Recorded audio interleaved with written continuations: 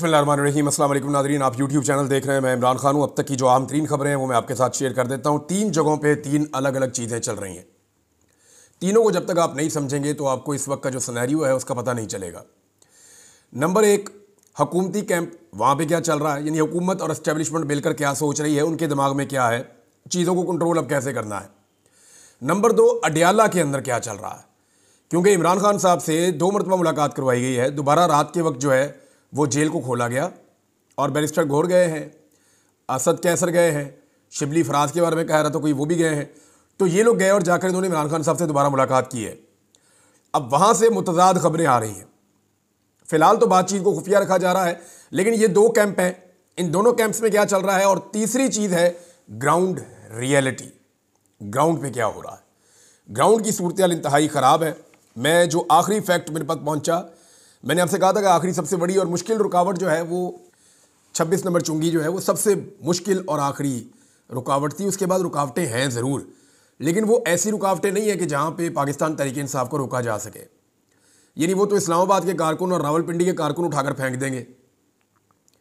26 number चुंगी पे एक बहुत लंबी लड़ाई चली है, और क्योंकि जो लोग वहाँ पहुँचे थे वो कोई बलूचिस्तान से आ रहा है, कोई खैबर पख्तूनख्वा से आ रहा है, उन्हें 2-2 दिन हो गए थे यहाँ पहुँचते हुए। तो यहाँ पे जो लोग पहुँचे वो पहले ही बहुत निढाल थे, और यहाँ पे रेंजर्स भी थी, एफसी भी थी, पुलिस भी थी। और जो मुझे बताया वहाँ पे अहमद फरहाद साहब मौजूद थे, उन्होंने कहा जी हमने ऐसा भी देखा कि एक मिनट में 20 या इससे ज़्यादा शेल्स फायर किए गए, बहुत रैपिड फायरिंग की गई है, शेलिंग की गई है, रबड़ की बहुत गोलियाँ चलाई गई हैं। अहमद फरहाद साहब को भी लगी है, कुछ और दोस्तों को भी लगी है, कुछ कारकुनों को भी गोलियाँ लगी हैं। 1-2 मीडिया वाले भी शिकायत कर रहे थे कि जी हमारे ऊपर भी फायरिंग हुई है। तो रबड़ की गोलियां भी चली हैं और शेलिंग भी हुई है। ये तो है जनाब ग्राउंड की सूरत हाल थी जो मैंने आपको बताई। लेकिन फिर मोहसिन नकवी साहब ने एक स्टेटमेंट दिया उस वक्त जब लोग बहुत बड़ी तादाद में टच करना शुरू हो गए इस्लामाबाद को। अली अमीन गंडापुर का और बुशरा बीबी का काफिला भी पीछे से आ रहा है। कुछ काफिले पहले पहुंच चुके हैं, सबसे आगे बलूचिस्तान के नौजवान हैं, और बाकी कुछ पंजाब से आने वाले लोग हैं, और खैबर पख्तूनख्वा का वो काफिला जो शाहिद खटक वगैरह के साथ आया था, ये लोग जो पहले आगे बढ़ गए थे, ये लोग वहाँ पहुँच गए। पिछले काफिले भी सारे आ रहे हैं। अगर लोगों की तादाद की बात करें तो अब ये उससे आगे निकल गया मामला, क्योंकि आज तक इतनी बड़ी तादाद में इस्लामाबाद में लोग पहुँचे ही नहीं। सिंपल आप ये कह सकते हैं कि इस्लामाबाद में आज तक जितनी दफ़ा भी लोग आए, चाहे उन्हें इमरान खान खुद लेकर आए हो, ये उससे ज़्यादा लोग इस्लामाबाद पहुँच गए हैं और इमरान खान साहब की कॉल पर पहुँचे। लीडर मौजूद नहीं है, लीडर ग्राउंड पे मौजूद नहीं है, और उसकी कॉल के ऊपर इतनी बड़ी तादाद में लोग निकल आए हैं।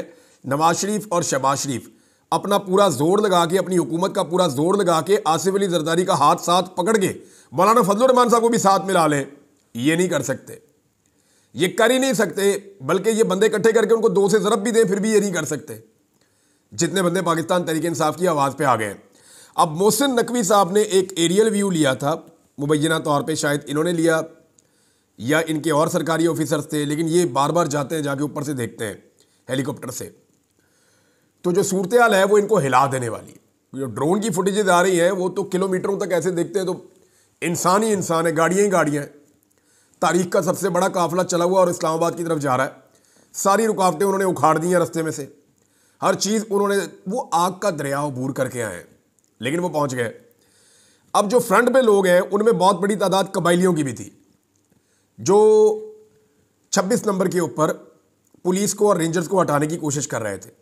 साइडों से पाकिस्तान तहरीक-ए-इंसाफ आगे बढ़ना शुरू हुई दोनों तरफ से, लेकिन बात बन नहीं रही थी। फिर अलीमा खान साहिबा रावलपिंडी के क्राउड को लेके, वहां के नौजवानों को लेकर 26 नंबर चुरंगी या तरनौल का इलाका जो है उसकी बैक साइड से आई। तो जब 2 तरफ से लोग आए तो वहां पुलिस बहुत ज़्यादा परेशान हो गई और रेंजर्स के लिए, पुलिस के लिए एक नई सिचुएशन पैदा हो गई। मोहसिन नकवी साहब जो है उन्होंने उस वक्त एक धमकी जारी की, और जो उन्होंने धमकी दी, मैं चाहता हूं कि वो धमकी मैं आपको सुनवाऊं ताकि आपको पता चले कि उन्होंने क्या कहा और उस धमकी के बाद हुआ क्या।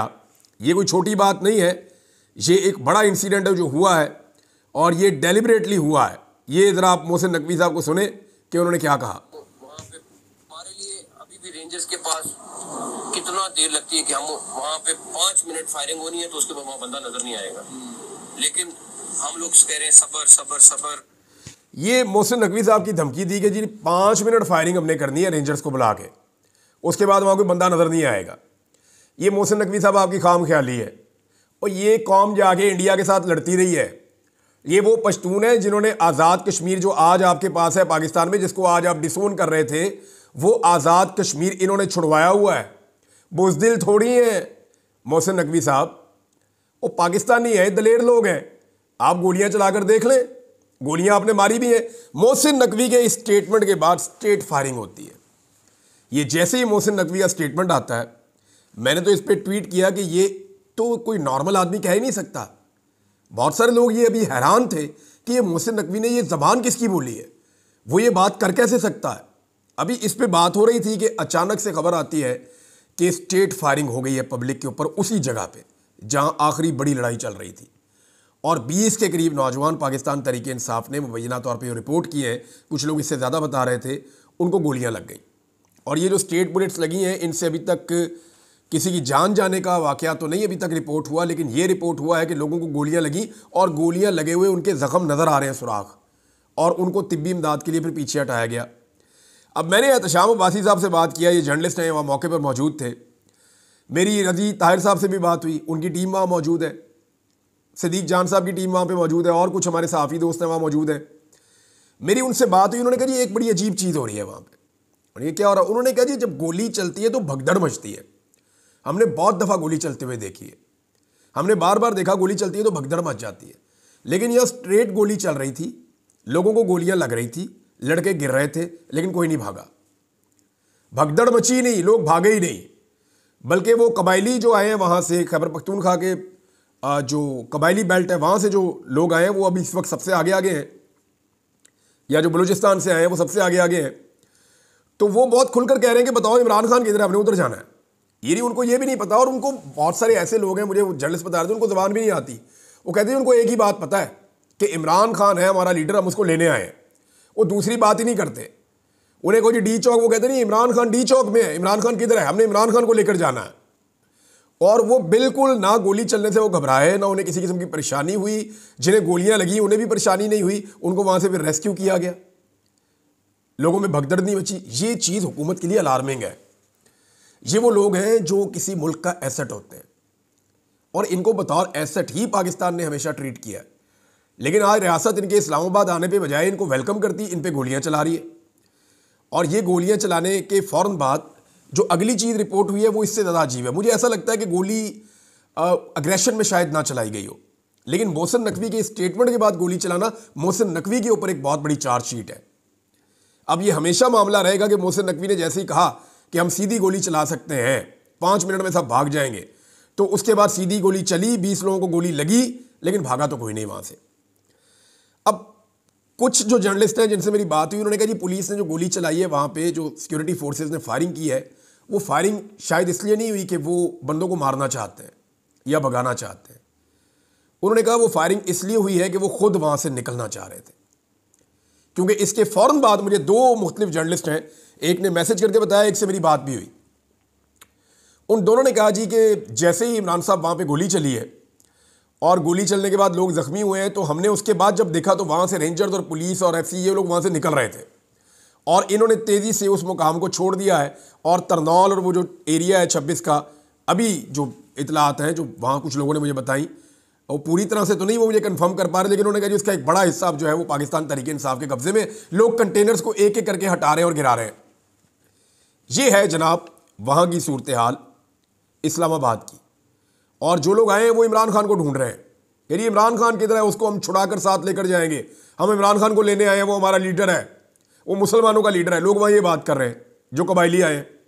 वो कहते हैं इमरान भी वो बात ही नहीं सुनते, उन्हें कुछ भी कहो। अच्छा, अब बुशरा बीबी जो है वो बार बार कारकुनों को एक ही बात कह रही है कि हमने डी चौक पहुंचना है, डी चौक पहुंचना है, डी चौक पहुंचना है। हुकूमत कह रही है हमने डी चौक किसी को जाने नहीं देना। ख्वाजा आसिफ और मोहसिन नकवी 2 बंदे हैं जिन्होंने धमकी लगाई है। ख्वाजा आसिफ ने धमकी लगाई कि जनाब ताकत का हम भरपूर इस्तेमाल करेंगे, अगर ये आना ही चाहते हैं और इनकी ब्रेकें नहीं लग रही और बुशरा बीबी हर हाल में पहुँचना चाहती हैं, पीछे नहीं हटने पर तैयार, तो फिर हमें ताकत का इस्तेमाल करना होगा। और ख्वाजा आसिफ की धमकी और मोहसिन नकवी की धमकी के बाद ताकत का हमने इस्तेमाल होता हुआ भी देखा। अब आ जाए दोनों कैंप्स में हो क्या रहा। पहले आप ये देख लें कि हुकूमत ने ऑफ़र क्या किया। हुकूमत ने पहले ऑफ़र किया सुबह आप जाके मिलने, मुलाकात का दिन नहीं था, 2 घंटे मुलाकात हुई। फिर हुकूमत ने रात के अंधेरे में दोबारा मौका दिया कि जाके फिर मिल लें। ये लोग जाकर दोबारा मिले, लेकिन हुकूमत ने जो ऑफ़र दी है अब वो ये दी थी कि जनाब आप जाकर मिलें और हम आपको जगह दे देते हैं संजानी में। संजानी वो जगह है जहाँ पे वो बहुत बड़ी मवेशी मंडी थी, जहाँ पाकिस्तान तहरीक इंसाफ को पहले जलसा इन्होंने करवाया, फिर पाकिस्तान तहरीक इंसाफ का मजाक उड़ाते थे। ये कहते थे मवेशी मंडी में मवेशी जाते हैं तो जाओ जी सारे उधर, मजाक भी उड़ाते थे उनका। हालांकि उन्होंने बड़ा तगड़ा जलसा वहाँ पे किया था, अली अमीन गंडापुर ने किया था। उस जलसे के बाद फिर अली अमीन गंडापुर साहब एक दफ़ा गायब भी हो गए थे, आपको याद होगा। तो अब मामला ये है कि संजानी में कह रहे हैं जी आप वहाँ जाके अपना पड़ाव डाल लें, बहुत बड़ी जगह है, सारे वहाँ इकट्ठे हो जाएं, हम जो सुबह जो है वो फर्दर चीज़ें देखेंगे क्या करना है, कैसे होना है। लेकिन इस पे पाकिस्तान तहरीक इंसाफ के लोग अभी तक बता रहे हैं कि कोई आमादगी जाहिर नहीं हुई कि संजानी में जाकर बैठना है। मे भी इमरान खान साहब या पार्टी किसी नतीजे पे पहुंचे हैं, लेकिन हुकूमत की इसके अंदर चाल क्या है। हुकूमत सुबह अदालतों का सहारा लेगी, अदालतों में जाएगी और अदालतों में कहेगी देखें जी आपने मना किया था, हमने उनसे बात की थी, वो फिर भी आ गए हैं, वो यहाँ पहुंचे हुए हैं, तो हम इनको कैसे टैकल करें। वो मामला को और तरफ ले जाएंगे हुकूमत, और वो इसको एक डील की तरह की शक्ल देने की कोशिश करेगी ताकि इमरान खान साहब का जो एक नैरेटिव है उसको नुकसान पहुंचे। दूसरी तरफ जो इतलात आ रही हैं, कुछ लोग ये बड़े वसूख से कह रहे हैं, मैं अभी आपको कंफर्म नहीं कर सकता, कि इमरान खान ने फिलहाल यही कहा है कि डी चौक पहुंचो, संजानी को छोड़ दें। वैसे भी अब जो 26 नंबर चुंगी है वो क्रॉस हो गई मुबैना तौर पे, और अगर वहाँ कोई मुज़ामत रह गई है तो वो इतनी बड़ी है नहीं, और इससे आगे वाली जो रुकावटें हैं वो इतनी तगड़ी नहीं है कि जिनको अबूर ना किया जा सके। तो हुकूमत के कैंप में अभी भी वो ये सोच रहे हैं कोई साजिश करके किसी तरह किसी भी पाकिस्तान तहरीक इंसाफ को वापस भिजवाया जाए और एहतजाज के इस मोमेंटम को तोड़ दिया जाए, क्योंकि हुकूमत ये जानती है कि अगर आज ये लोग वापस चले गए तो इनको वापस आने में महीने लग जाएंगे, महीने नहीं तो कम से कम 1-2 महीने हुकूमत को मिल जाएंगे, और 1-2 महीने बाज़ सूरतों में बहुत होते हैं। इंटरनेशनल प्रेशर इस वक्त अपनी पीक पे है, इतना इंटरनेशनल प्रेशर इससे पहले कभी नहीं था। जो ओवरसीज पाकिस्तानियों ने कर दिया है वो पाकिस्तान का नहीं वर्ल्ड रिकॉर्ड बना हुआ है। दुनिया का कोई लीडर पूरी दुनिया में अपने लिए एहतजाज नहीं करवा सका आज तक। इमरान खान वाहिद लीडर बना है कि उसके लिए दुनिया के 32 मुल्कों में सेम टाइम में एक ही दिन के अंदर एहतजाज हो रहा था, राउंड द क्लॉक हो रहा था, क्योंकि यहाँ दिन है, वहाँ सुबह है, वहाँ शाम है, तो वो एहतजाज होता चला जा रहा था।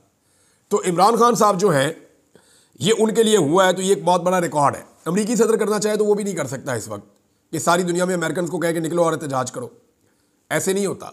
ये इमरान खान के लिए हो रहा है क्योंकि वो बहुत बड़ा ब्रांड है। बजाय इसके पाकिस्तान उससे फ़ायदा उठाता, पाकिस्तान उससे बेनिफिट्स लेता, पाकिस्तान ने उसको उठा के जेल में डाल दिया और पाकिस्तान की आवाम को रियासत ने अपने खिलाफ कर लिया। है तो बदकिस्मती है, लेकिन ये रियलिटी है।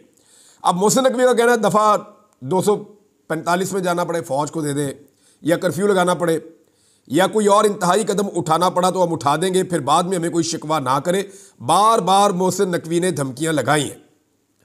अब तरनौल के ऊपर जो है वो कारकुनों का कंट्रोल बताया जा रहा है, कारकुन आगे की तरफ बढ़ रहे हैं, इमरान खान की बहनें भी पहुंच गई हैं, बुशरा बीबी का काफिला भी बहुत करीब पहुंच गया है। अगर ये लोग डी चौक पहुंच जाते हैं तो एक नई सिचुएशन होगी।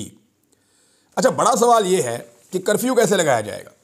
इतनी बड़ी तादाद में लोग आ गए हैं, कर्फ्यू कैसे लगाएंगे। जो हुकूमत के लिए दूसरा बड़ा सरदर्द है वो ये है कि पंजाब से काफिले पहुंचना शुरू हो गए। देखिए ना, पंजाब में भी पुलिस की लड़ने की कैपेसिटी है ड्यूटी करने की, 10 घंटे, 20 घंटे, 30 घंटे। अब इस मामले को 2 दिन हो चुके हैं, तीसरा दिन अब शुरू हो रहा है। अब सारी सड़कें तो बंद रखी नहीं जा सकती, बहुत सारी खुल भी गई है, तो लोग धीरे धीरे निकल रहे हैं, 4-4, 6-6, 10-10 करके, 5 गाड़ियां, 4 गाड़ियों का काफिला, लोग निकल रहे हैं और इस्लामाबाद की जानिब जा रहे हैं। अब ये जो पंजाब से एक मूवमेंट चल रही है, तमाम शहरों से आहिस्ता आहिस्ता लोग इस्लामाबाद की तरफ आ रहे हैं, ये आने वाले 1-2 दिनों में तादाद बहुत बढ़ जाएगी। और अगर इमरान खान साहब किसी सूरत में अदालतों से जमानत मिलने की सूरत में बाहर आ जाते हैं तो फिर वो तारीख का सबसे बड़ा जलसा भी कर देंगे। लेकिन मामला ये है कि इस वक्त पाकिस्तान की रियासत, एस्टेब्लिशमेंट, हुकूमत कोई भी इमरान खान साहब पे एतबार नहीं कर पा रही। वो सारे डरे हुए हैं और हुकूमत ने डराया हुआ है। खासतौर पर मैं आपको साफ बता देता हूँ, हुकूमत पाकिस्तान के बड़े बड़े लोगों को डराती है, आर्मी चीफ को भी डराती है कि इमरान खान आएगा तो आपकी नौकरी भी छीन लेगा, फलां को ये कर देगा, फलां को ये कर, सबको डराते हैं ये, ब्यूरोक्रेसी को भी डराते हैं ये, मिलिट्री को भी डराते हैं ये हुकूमत सबको डरा रही है कि इमरान खान आएगा, ये करेगा, वो करेगा। बुशरा बीबी ने मेरे ख्याल में इसीलिए ये स्टेटमेंट दिया है कि इमरान खान अपनी ज़ात के हवाले से किसी से बदला नहीं लेगा और वो किसी से बदला लेना भी नहीं चाहता और वो इसमें बिलीव भी नहीं करता। ये बुशरा बीबी ने कहा तो मैं सोच रहा था ये क्यों कहा, तो फिर खबरें तो बहुत पहले से आ रही थी और ये मुख्तलिफ औकात में कहते भी रहे हैं कि इमरान खान आएगा तो फलां को नहीं छोड़ेगा, तो इसको नहीं छोड़ेगा, तो उसको नहीं छोड़ेगा, इसको ओहदे से हटा देगा, उसकी नौकरी ख़त्म कर देगा। तो ये खदशात लोगों के दिलों में बिठाए गए। अब बुशरा बीबी ने कोशिश की कि इस खदशे के ऊपर भी जो है वो थोड़ी ठंड डाली जाए और ये मामला भी जो है वो ख़त्म किया जाए, ये डर ख़त्म किया जाए।